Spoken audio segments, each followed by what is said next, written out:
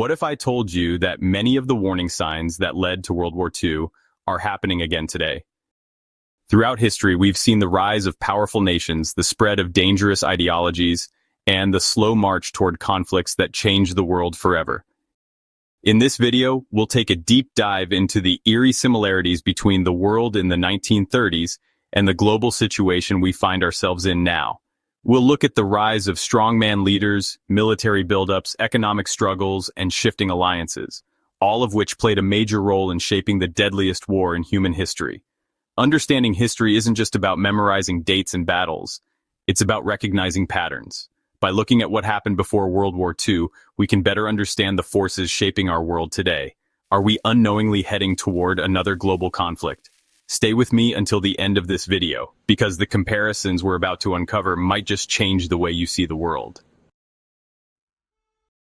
Imagine waking up one day to find that your country is no longer a democracy. The leaders you once voted for now have unchecked power, critics are silenced, and the government controls everything you see and hear. This isn't just a story from history books. It's a scenario that has played out before, and some say it's happening again today. Before World War II, the world saw the rise of authoritarian leaders who promised to fix their country's problems, but ended up destroying them. Germany had Adolf Hitler, Italy had Benito Mussolini, and Spain had Francisco Franco.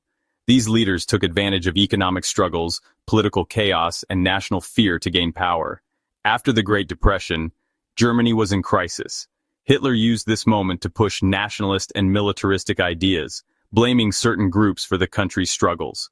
Mussolini promised to restore Italy to its former glory, using violence and propaganda to silence opposition. Franco took control during the Spanish Civil War, ruling as a dictator for decades. Each of these leaders weakened democracy, centralized power, and controlled the media to spread their ideology. Today we're seeing the rise of strongman leaders in multiple countries. These leaders claim to be defenders of their people, but their actions raise major concerns. Some leaders are challenging election results, suppressing opposition, and making it harder for critics to speak out. Just like in the 1930s, governments today are using media and social platforms to spread narratives that benefit them. Many modern politicians use fear tactics, blaming immigrants, minority groups, or foreign powers for economic and social problems. Just like authoritarian leaders of the past, history shows us that when authoritarianism rises, freedoms begin to disappear. But here's the real question. Are we seeing a temporary shift in politics, or are we witnessing the early warning signs of a global crisis? One of the biggest red flags before World War II was the rapid expansion of military forces across Europe and Asia. Nations that once worked together suddenly saw each other as threats. Fast forward to today, and we're seeing eerily similar patterns. Countries ramping up their militaries, global alliances shifting, and tensions rising. The question is, are we heading toward another major conflict? Before World War II, several key events signaled that war was coming.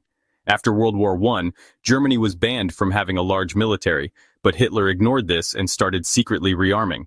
By the late 1930s, Germany had one of the most powerful armies in Europe.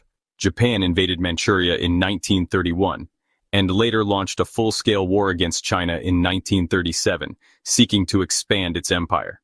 Mussolini wanted to prove Italy's strength by taking over weaker nations like Ethiopia, just as other European powers had done before. Despite these aggressive moves, the world largely ignored the warning signs until it was too late. Today, we are seeing military expansion on a scale not seen in decades. Russia's invasion of Ukraine in 2022 sent shockwaves through the world. Just like Hitler's early invasions, Russia justified its actions by claiming historical ties to the land. China has been increasing its military spending every year, building aircraft carriers, expanding its nuclear arsenal, and growing its presence in the South China Sea. In response to Russia's aggression, countries like Germany and Poland are boosting their military budgets. Germany even announced its largest military expansion since World War II. Before World War II, the US wanted to stay out of Europe's problems. Today, we see debates over America's role in NATO, its military commitments, and its willingness to intervene in foreign conflicts. History teaches us that military expansion is often a warning sign of larger conflicts ahead. When countries start preparing for war, the risk of misunderstandings and escalations grows. Is today's world just going through a tense period, or are we watching the early signs of a global war? What if I told you that economic turmoil and trade wars were some of the biggest reasons the world spiraled into World War II? When economies crash, people panic. When people panic, they look for strong leaders to fix things. And often, those leaders push aggressive policies that lead to global instability. Fast forward to today, and we're seeing massive inflation, economic uncertainty, and countries pulling away from global trade. Could this be another warning sign? The 1930s were shaped by the Great Depression, a global economic collapse that led to high unemployment, bank failures, and desperation. This crisis helped fuel the rise of authoritarian leaders and aggressive policies. In 1930, the Smoot-Hawley Tariff Act raised taxes on foreign goods to protect American jobs. Instead of helping, it triggered a global trade war that worsened the economic crisis. Hitler used economic desperation to justify expansion and promised to fix Germany's economy by creating jobs through military production and expanding into other territories. Japan struggled with resource shortages, so it invaded Manchuria in 1931 and launched a full-scale war against China in 1937 to secure land and materials. Economic hardship made radical ideologies more appealing, leading to extreme nationalism, racism, and war-driven economies. When people suffer economically, they become vulnerable to leaders who promise quick solutions, often at the cost of democracy and peace. Today, the world is experiencing economic turbulence that echoes the 1930s. Inflation and rising living costs. Many countries are dealing with high inflation, making life harder for everyday people. Just like the Smoot-Hawley tariffs, some nations are imposing new trade restrictions, which could disrupt global markets. Just as Japan invaded countries for resources, modern conflicts over oil, rare minerals, and food supply chains are increasing global tensions. Many leaders today are focusing on putting their country first, which sounds good on paper but often leads to economic isolation and conflict. The last time the world went through economic turmoil and rising nationalism, it led to war. But are we heading toward the same fate? If history is any guide, the warning signs are there. Trade tensions, financial crises, leaders using economic fear to push radical policies. But there's still time to change course if we recognize these patterns before it's too late. Whenever a country faces hard times, there's one strategy leaders have used over and over again throughout history: blaming someone else. When things go wrong, politicians often find an enemy to unite people against, whether it's immigrants, a religious group, or a foreign power. This dangerous tactic was a major force behind World War II, and worryingly, we're seeing it reappear in today's world. But the real question is, what happens when people believe the lie? In the 1930s, authoritarian leaders needed someone to blame for their country's problems. Instead of taking responsibility, they pointed the finger at vulnerable groups. Nazi Germany blamed Jews, communists, and foreign powers. Hitler convinced millions that Germany's struggles weren't caused by war reparations or economic failure, but by Jewish people, left-wing politicians, and outsiders. This led to one of the darkest atrocities in history. Italy blamed internal enemies. Mussolini targeted political opponents, journalists, and minority groups, claiming they were the reason Italy wasn't great. Japan blamed foreign influence. Japanese leaders argued that Western powers were trying to hold Japan back, justifying their aggressive expansion across Asia. These narratives weren't just rhetoric. They were used to justify war, genocide, and dictatorship. Scapegoating is making a big comeback in global politics today. Many countries are blaming migrants for economic troubles, crime, and cultural decline, leading to harsh policies and division. Some leaders are using rhetoric that labels their critics as traitors or enemies of the state, just like in the 1930s. Instead of fixing internal economic issues, some politicians point to foreign countries as the source of all problems. We're seeing a rise in groups that push ideas of ethnic superiority, cultural purity, and exclusionary policies. When people accept a scapegoat as the problem, they stop questioning their leaders. They become willing to support extreme measures, just like many did in the 1930s. Scapegoating doesn't just divide societies. It can lead to persecution, war, and mass violence. History has shown us that once a government successfully convinces its people that a certain group is responsible for their suffering, horrific things follow.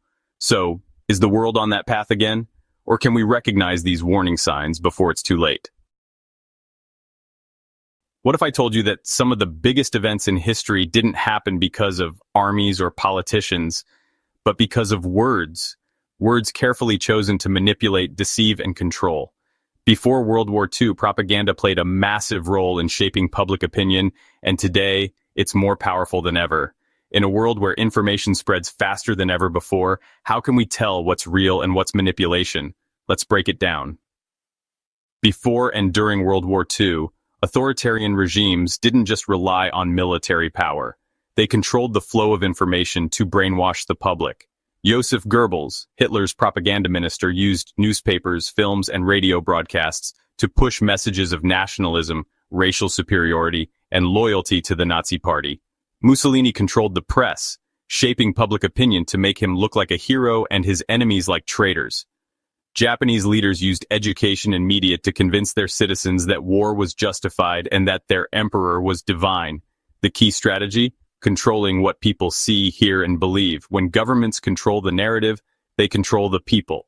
Fast forward to today, and propaganda hasn't disappeared. It has evolved. In the 1930s, propaganda was delivered through newspapers and radio. Today, misinformation spreads in seconds across social media. Some governments have direct control over media networks, pushing narratives that favor those in power while silencing opposing voices. Technology has made it easier than ever to create convincing fake stories, edited videos, and AI-generated content designed to mislead people. Unlike World War II propaganda, which was controlled by governments, today's media is influenced by algorithms that prioritize extreme and emotional content, making division and fear spread faster. Just like in the 1930s, the real danger isn't just misinformation itself. It's what people do when they believe it. If a population is convinced that a certain group is dangerous, they'll support extreme measures. If a country believes war is necessary, they won't question it. If people stop trusting everything, they become easier to manipulate. In the past, propaganda helped push the world into World War II. Are we seeing the same patterns today?